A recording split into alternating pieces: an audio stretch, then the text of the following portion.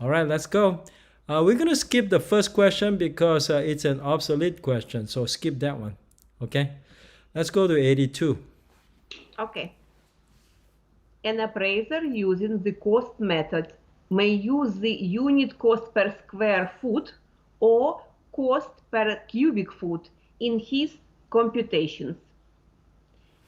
On a unit cost basis, A small house would cost less than a large house. B, a large house would cost more than a small house. C, a small house would cost more than a large house.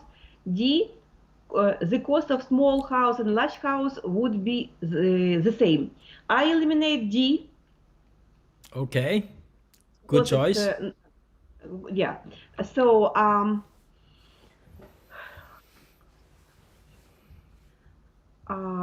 I eliminate A and B, and I choose C. A small house would cost more than a large house as a final answer. C. Okay, what's your reasoning? Because to build a small house per square foot will cost more than to build large house per square foot. Did you apply common sense, or what principle did you apply? First, I apply elimination, and second, common sense. I apply two. Elimination, common sense. Well, common sense tells us that the smaller the house, the greater the unit cost, right? The bigger the house, the smaller the unit cost. That's just common sense. Assuming the materials used are of the same quality, right? Yes. And part of the reason is that when you build a house, when you build a structure, there is a, what you call it, there is a upfront cost, okay? Upfront cost. So the upfront cost that you invest does not increase proportionally with the square footage. In fact, the bigger it is, the smaller the unit cost. Take a warehouse, for example. The bigger warehouse, you can actually rent it for cheaper because the unit cost is actually less. So you pick the right choice and you use your common sense, that's great. So the correct answer is number 3, C. A small house will cost more than a large house. Great, congratulations. Let's move on to the next one. 83. Two commercial buildings were recently leased on a long-term basis. One for a post office and the other for a hardware store. When comparing the capitalization rates on the properties, the rate on the post office in relation to the hardware store property would be higher, lower, the same, impossible to establish. So I will eliminate C. It could not be the same. I eliminate D. And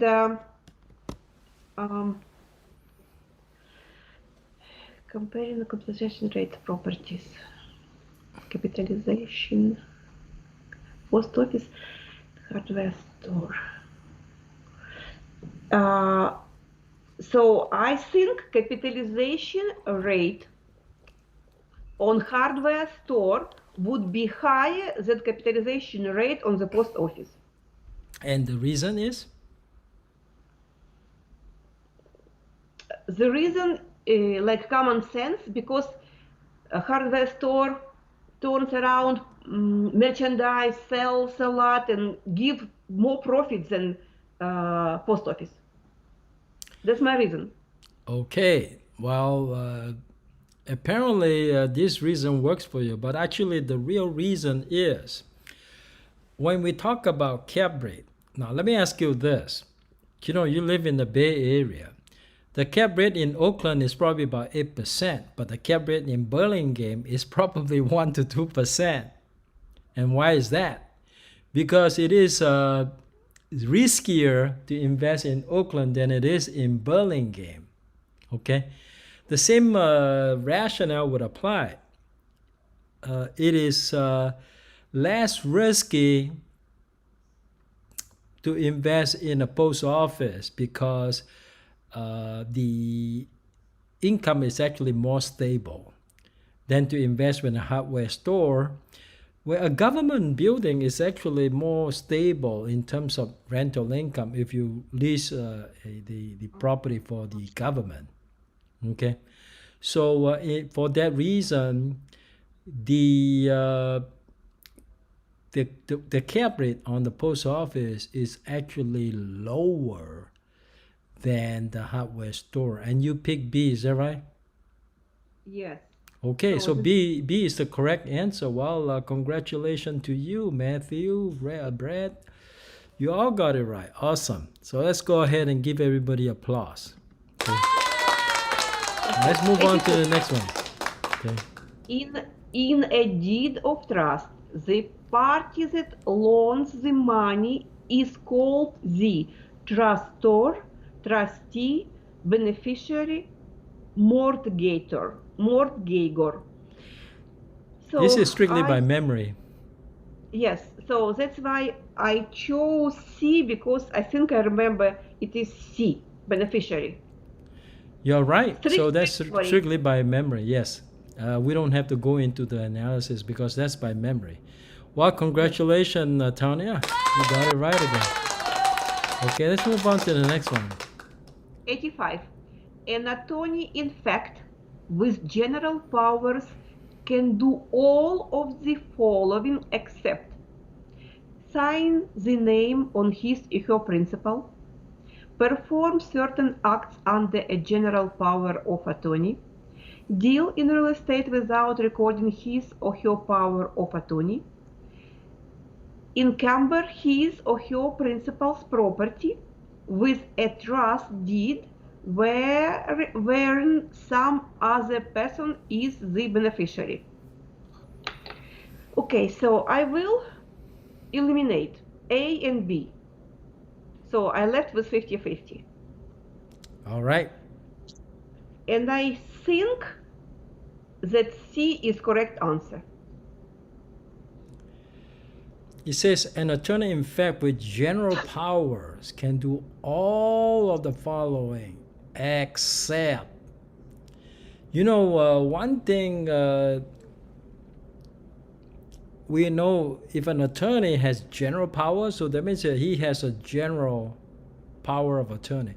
You know, whenever you have general power of attorney, you can do just about anything, except there's one thing you cannot legally do. Okay, now B is correct. B would not be the answer we're looking for. We're looking for an answer where he is prohibited from doing, because you see the word except, right?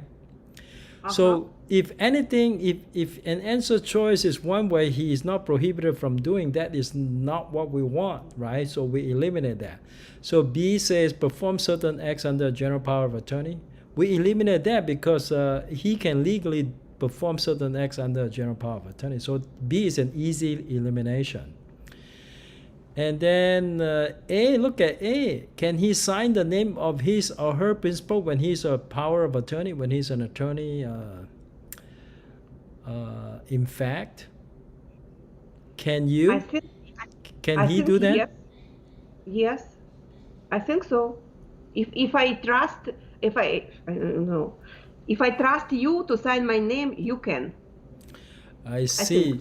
Okay, well, we'll get back to that. But look at C, deal in real estate without recording his or her power of attorney. There's no legal requirement that the power of attorney be recorded in order for the attorney in fact.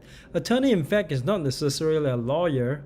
Is somebody who's authorized by the principal to act on behalf of the principal. So an attorney, in fact, can deal in real estate without first recording his or her power of attorney. Now, the recording of power of attorney is not a legal requirement, but it is a title company's requirement. Okay, so C is something that the attorney, in fact, can do. So we'll eliminate C as well. Okay. Now D, encumber his or her principal's property with the trustee wherein some other person is the beneficiary. In other words, he has so much power, general power of attorney, he can either get a loan against he can also get a loan against his principal's property in borrowing money from someone else. Okay, So D is something that he can do as well. What he cannot do is sign the name of his or her principal, and I'll tell you why. As an attorney, in fact, when you sign, you should sign your own name, not your principal's name. You have to sign your name as the attorney in fact and not your principal's name. And then below the signature block, you will say, let's say Tanya, you my attorney in fact. I, Kenny Tan, is the principal. So when you sign documents as an attorney in fact, you will sign your name, Tanya. And then below your signature, you will put down Tanya as attorney in fact for Kenny Tan. That's how legally you're supposed to sign it. So the correct answer is actually A. Okay? Everybody got this one wrong because it's a difficult one. All right? Okay. Thank you. All right. Go ahead. 86. A seller of a property took back a first trust deed and note as part of the purchase price at the time the property was sold. So, at the time the property was sold. So property is sold already, then he took it back, right? No. And what that means is that the buyer essentially do a seller financing. Let's say, for example, you're the seller. I want to buy your property. So I ask you, Tanya, will you do a seller carry back? You say yes. How about you carry back 50,000? So when you carry back 50,000, you will take back a first trust deed with note as part of the purchase price. Let's say, for example, I buy a property for you for 200,000. I don't have the ability to get a loan, but I have $150,000 in cash. I'm 50,000 short. So I say to you, Tanya, will you carry back 50,000? You say yes. In that case, you took back a first trust deed for 50,000. You understand now? Okay. Yes. All right. Let's say the buyer who's the borrower is now in default on the loan.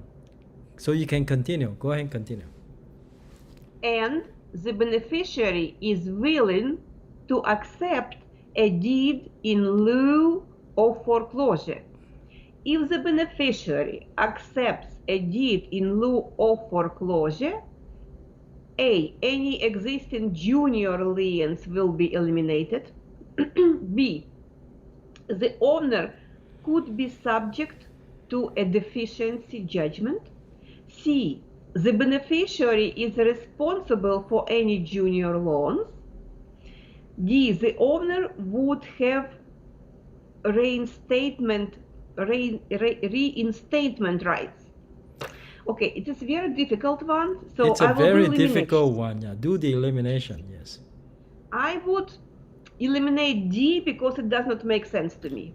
You're right. You're right. Good elimination. Yeah. Reinstatement rights, no. I eliminate E. Any existing junior liens will be eliminated. I don't think. Okay. It does not make sense. So I left with B and C. Correct.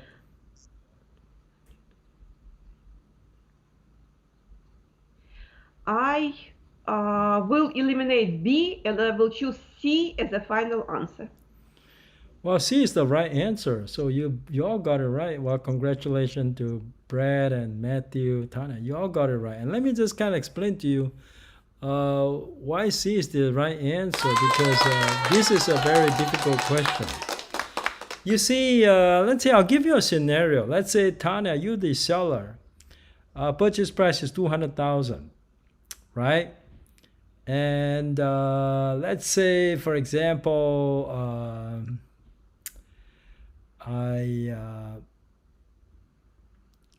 so you took back a first trust deed, okay? In this case, let's say you took back let's say, for example, I borrow money from two people, one from you, who's the first trust deed holder, 50,000.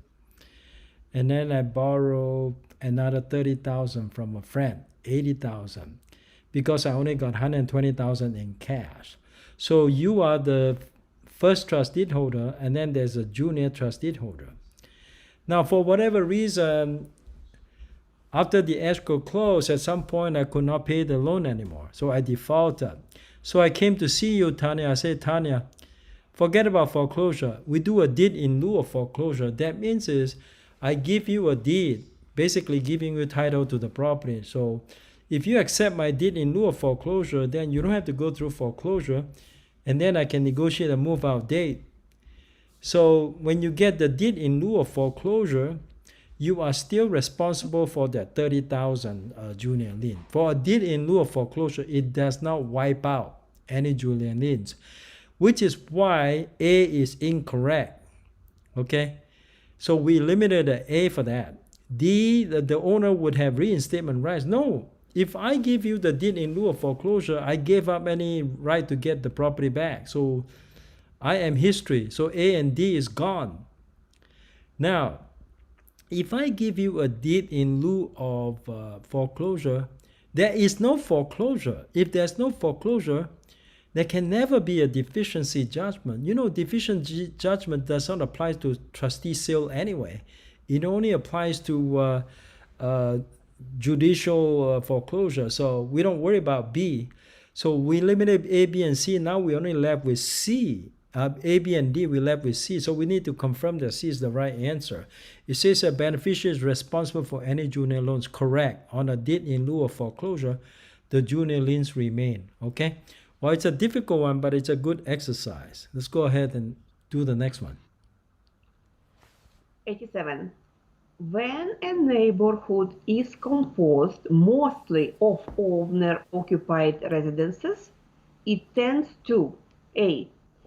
Deteriorate more rapidly than a neighborhood of rental properties, B. Stabilize values, C. Attract major department stores to the area, D. Inversely affect value. So do elimination. Eliminate A. Eliminate D. Okay. Eliminate B. I think C is correct answer. Attract major department stores. So you think that if a neighborhood composed mostly of owner-occupied residences, it will tend to attract major department stores? Why do you say that? Because I don't know, people are happy and they love their neighborhood and they love to walk to the store. Why is it? Why does it make a difference whether it's owner-occupied or tenant-occupied? I mean, the tenant-occupied residents, tenants can be happy as well, living in the house. Why would owner-occupied residences tend to attract major department stores to the area versus tenant-occupied? I don't think it makes a lot of sense, because tenant-occupied residences is as likely to attract major department stores to the area, right? Tenants also need to buy stuff, right? They also need to consume, right? So I don't think that... If C is not correct answer, then I will choose B as the correct, stabilized value. I'll tell you why B is the correct answer. If a residence is owner-occupied, it tends to stabilize the value because buyers tend to perceive owner-occupied residences as properties that are well maintained, yes, that are in conformity with the rest of the properties in the neighborhood, versus tenant-occupied. Tenant-occupied, the perception is that the tenants don't look after the property as much, and as a result of that, you can think about it. If the whole complex is tenant-occupied versus the whole complex owner-occupied, the one that is owner-occupied tend to give the perception that the property is better maintained, so it tend to uphold the value better. Okay, so I think because of that, B is a better choice. Okay. All right, Brad, you got it right. Congratulations. Okay. All right, next one. 88. A buyer would most likely be able to obtain a 100% loan with no down payment on which of the following types of financing? VA, B, FHA, C, CalVet, D, FNMA. Do you know what FMNA is? No, Okay, I do not. what does the rule say? If you don't know, eliminate, right? Yes. So Okay, yes, I think I remember it. So I did this question by, I feel like I know. I chose A, VA as the final answer. that's right. FHA requires 3.5% down, so FHA is eliminated. Calvet also requires some down payment, whereas VA does not require any down payment at all. Okay, so VA A is the right answer choice. Congratulations, Tana. You got it right. Good. Okay, next one. Thank you. 89. An owner of a commercial property executes an exclusive agency listing with broker Thomas for a period of 90 days. The broker aggressively attempts to sell the property by extensive advertising and showing the property to many prospects. After 30 days, the owner informs broker Thomas by certified mail that he is canceling the listing and is entering into open listing with broker Thomas and other brokers. Broker Thomas is agreeable to the cancellation. Within 2 weeks of the cancellation notice, one of the brokers who held an open listing presents an offer that is accepted by the seller. Under these circumstances, broker Thomas A is entitled to a full commission as well as the selling broker. B is entitled to no commission. C must split the commission with the selling broker. D is entitled to advertising expenses only. Okay, I'll do elimination. I eliminate A. Okay. I eliminate B. I have C and D. Okay. Must split the commission on broker. I eliminate C and I choose D as final answer. D. B like boy. No, D. I think right answer is that Thomas is entitled to advertising expenses only. Okay. Unfortunately, that's not a good choice because when we sign listing agreement, most of the time it's all or nothing. Okay. So when you tackle an exam question, sometimes they'll throw in like say, okay, sympathetic compensation. No, there's no sympathetic compensation. It's all or nothing. So the D is the first one to go actually. Okay. And C talks about must split the commission with the selling broker. Remember, at first he had the exclusive agency listing. Yes. An exclusive agency listing, that means that if the owner finds his own buyer, broker Thomas gets nothing, right? But before the listing is expired, he worked very hard to try to get it sold. You know, he did a lot of advertising. Yes. But after 30 days, the owner informs broker Thomas by certified mail that he's canceling the listing and is entering into open listings with broker Thomas and other brokers. At this point,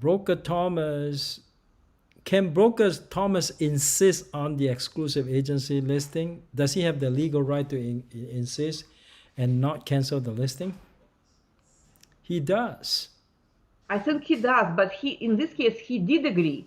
He did agree. So once he agreed to the cancellation, then the listing, the exclusive listing is canceled. So he made a mistake by agreeing because once he agreed, okay, he cannot fall back on the exclusive agency listing anymore. Okay, so that's why for this reason I say that he's entitled to no commission. He could have insisted on the exclusive agency and rejected the cancellation, but he agreed. Once agreed, it's a cancel listing. So second answer, B is the correct answer. Yeah, B is the correct answer. Okay? No commissions, Thomas. Yeah, that's right. Okay, next one. 90. A real estate broker received a full price offer in a residence that was listed with the broker from a financially qualified minority person. A salesperson in the broker's office also received a lower price offer from a Caucasian person. The sellers told the agent that it would take a few days to consider the offers, especially since the minority person was making the offer. While the seller was considering the two offers, the salesperson contacted a neighborhood and advised them about the pending offer by the minority person. Fearing that a minority person may buy the property, the neighborhood made a full price offer through the salesperson, which was immediately accepted by the sellers. Under these circumstances, which of the following parties was not in violation of the Civil Rights Act of 1968? Was not in violation. Yeah, that's right. You got to read the question very carefully. You say was not in violation. Who has the least discriminatory intent? That's the question, right? Of the four people, who has the least discrimination intent? Okay, think about it. Salesperson, neighbor, Caucasian person, sellers. Mm-hmm. I think D is the correct answer. And why do you think that? Because salesperson was involved in gossip. Neighbor took gossip to the heart and made another offer number 3. And neighbor was likely a Caucasian person. But seller is a less bad person because he wants just to sell it. Seller did not care who is buying. He just wants to sell. I think so. Okay. So what do you think? What about the Caucasian person? Did that person show any kind of discriminatory intent? All he did was just submit an offer and he didn't do anything else. How can we say he has discrimination intent? Okay. Caucasian person is innocent as well. Okay. The best answer is actually C, because the Caucasian person did not do anything wrong, did not show any sign of discrimination at all. All he did was just submitting an offer. So that person would not violate. The seller would be, because the seller said, I want to take a couple of extra days because we have a minority person making an offer. That's discrimination, right? Okay, I agree. So C, it's not a strong discrimination, but that shows a bit of a discriminatory intent on this person, right? Okay, so C is the best answer choice. Let's go ahead and go to the next one. 91. A broker is taking a listing on a home. The sellers indicate to the broker that the home is not to be shown to prospective buyers who are of the ethnic minority group. The acceptable response by the broker would be, I will show it to anyone that I want. B, this listing condition should help us obtain a better price. C, I'm sorry, but I cannot accept the listing on your property under these conditions, as I am prohibited from discriminating against ethnic minorities. D, that's fine because this group would not be interested anyway when they are advised of this restriction. So it's obvious C is the final answer, correct one. C. Okay, what rule did you apply? Common sense. That's right. This is a common sense question. See, when you put yourself in that situation, you can't say I'm going to show it to anybody I want, because then you upset the seller. And then B say this limiting condition should help us. Then you're actually siding with the seller when you do B, because you're saying, well, will help us get it. You also got, by saying that, you have discrimination intent. C is Yes. saying that, well, I cannot accept your listing because I cannot discriminate against ethnic minorities. That will be the best common sense answer choice. That's why C is the best answer. D is a stupid answer. That's fine, because this group won't be interested anyway when they advise of this. When they advise of this restriction, the minority will be very upset and immediately file complaint with HUD for against the agent for discrimination. Okay, so C is actually the best answer. All right, you guys. Yeah, you guys apply your common sense. That's good. All right, everybody got it right. Okay, applause. 92. The Wilsons sold their residence to the lease on which they had an existing VA loan. So Wilsons have an existing VA loan. The lease purchased the residence subject to the existing loan. If the lease were to default on the loan, the party that would be held liable to the lender would be the Wilsons, the lease, both the Wilsons and the lease, the Wilson or the lease.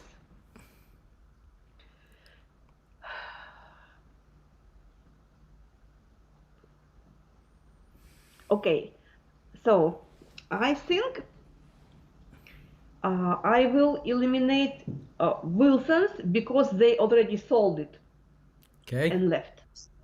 All right. I will eliminate C, both Wilsons and Lees, because Wilsons already left to Kansas.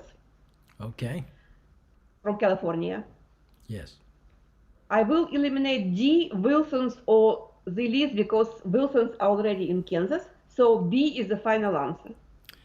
All right. Now, when a buyer buys a property subject to an existing loan, that means the loan is not paid off.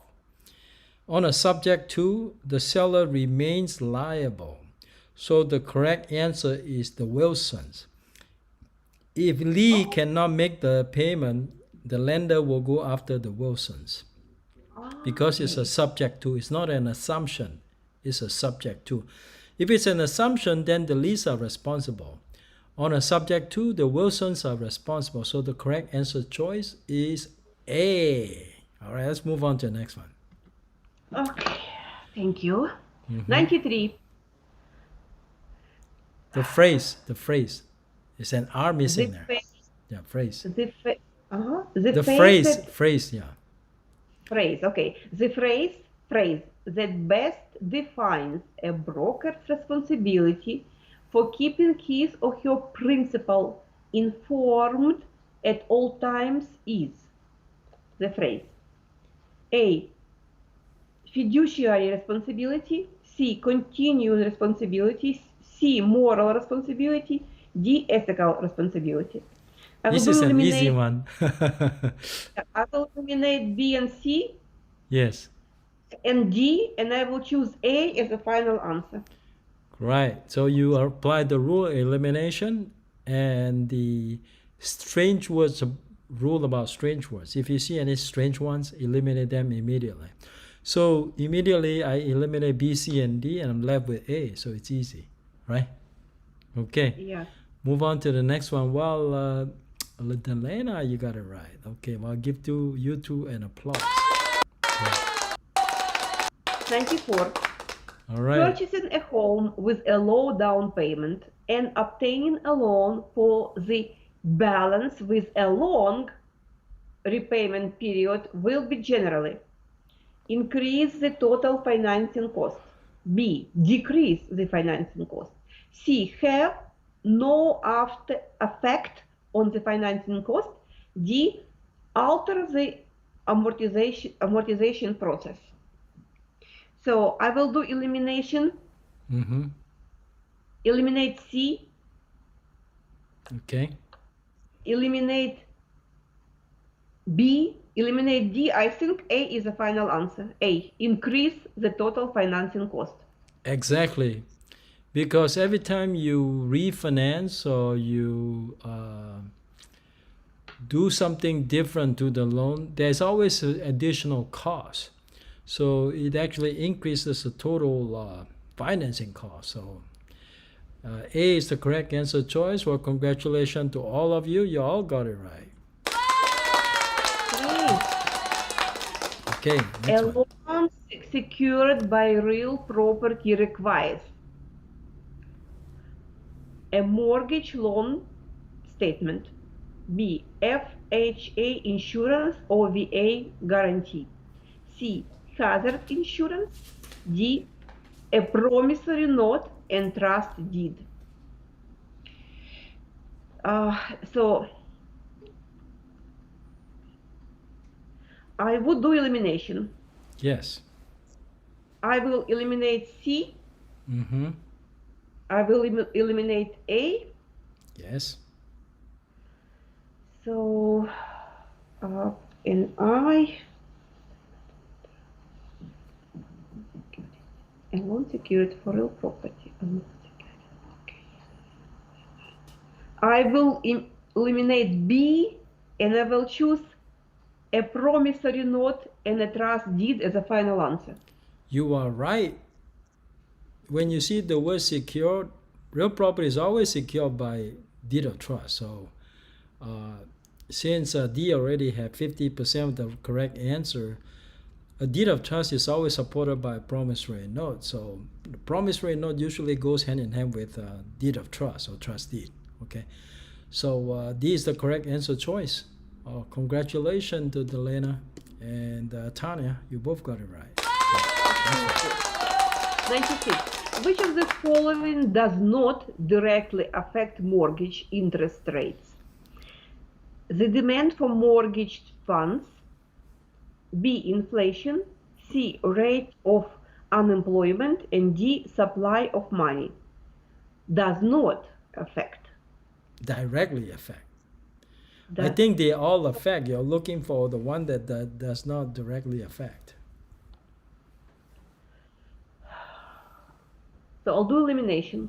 Yes. I think inflation affects. So that's deleted. Okay. Eliminate B, eliminate A. Yes.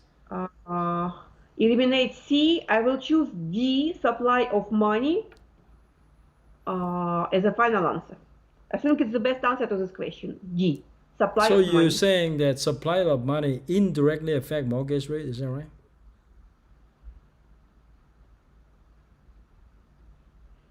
I'm saying that the supply of money does not directly affect mortgage interest rates. Well, actually it does, because when money is tight, interest rate goes up. When money is not tight, interest rate comes down. The thing that does not directly affect mortgage interest rate is actually rate of unemployment. See, when people is unemployed, on the short term, it does not affect the mortgage interest rate. But in the long run, when the unemployment goes up, mortgage rate will tend to come down, right? Because the economy is getting bad and the Fed is getting scared. They will cut the rate. So in the long run, it will affect, but that generally does not have a direct impact on the mortgage interest rate, although it may have an indirect impact. Everything else, the demand for mortgage funds is actually A and D has the same meaning. Supply of money, demand for mortgage funds has similar meaning. Inflation could have an effect on the mortgage interest rate, direct impact. So C does not have a direct impact. So C will be the answer choice we're looking for. Okay, so the correct answer is C. Well, congratulations to Brad. You got it right. Okay, all right, next one. When a lender makes a loan subject to the Real Estate Settlement Procedures Act, the loan applicant must be provided, he must be provided with which of the following? We're going to skip this one because this is the old law. We'll skip this one. It will not be on the test. Okay, next one. Okay. 98. Which of the following is not a lien? An encroachment, a mortgage, a trust deed, property taxes. Which of the following is not a lien? I just know the answer. What's the answer? I think C, a trust deed. A trust deed is a lien. A trust deed is a lien. Oh, really? Yes. Okay. So that eliminates. So is a mortgage. Mortgage is also a lien.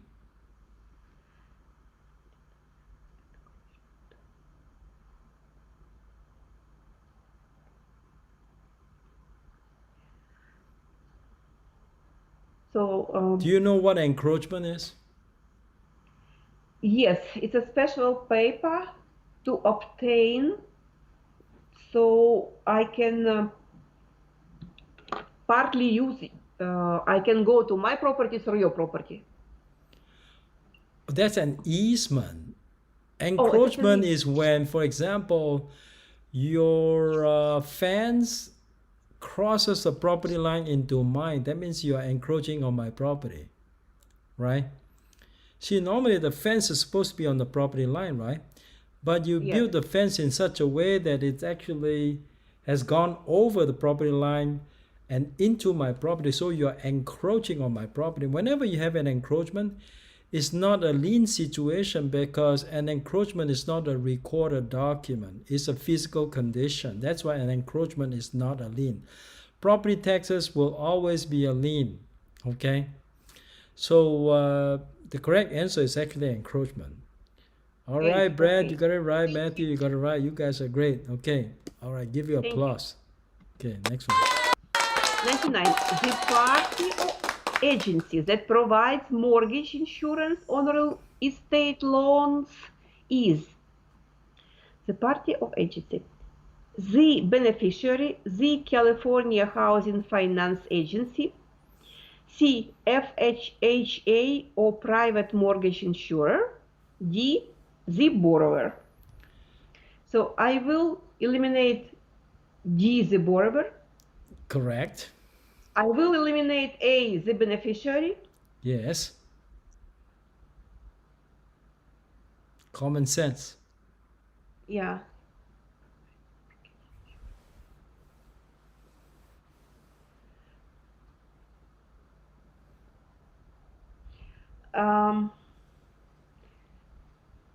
So eliminate B and choose C, FHA or private mortgage insurer. I choose C, FHA or private mortgage insurer as a final answer. Good. Excellent. That's the right choice. C is the correct answer. All right, now we're down to the final question for the night. Wow. Which of the following is considered real property? Land and buildings. B, artificial items which are immovable by law. C, easement that conveys right of way over adjoining land. D, all of the above. The correct answer is D, all of the above. That's an easy one. All right, you did very well. Okay, Matthew, you got it right too. Hey, Matthew, last time you gave me your phone number, I didn't write it down. Why don't you give me your phone number again? Okay, well, so that concludes tonight's DRE practice questions review. And that pretty much gave us the 200. I think I'm just going to do 100 more, which means that we'll have 5 more live telecasts, and that'll be it on the DRE practice question. I think 300 is more than plenty. Because, 300 is a lot of practice that you get here. Yeah. Okay? Yes. All right, so if you like tonight's video, please give me a thumbs up. If you are new here and if you have not subscribed to this channel, please subscribe and hit the bell for further notification of future uploads. And share this video with your friend, okay? All right, I'll see you guys same place, same time, next Thursday at 9 p.m. Have a wonderful evening.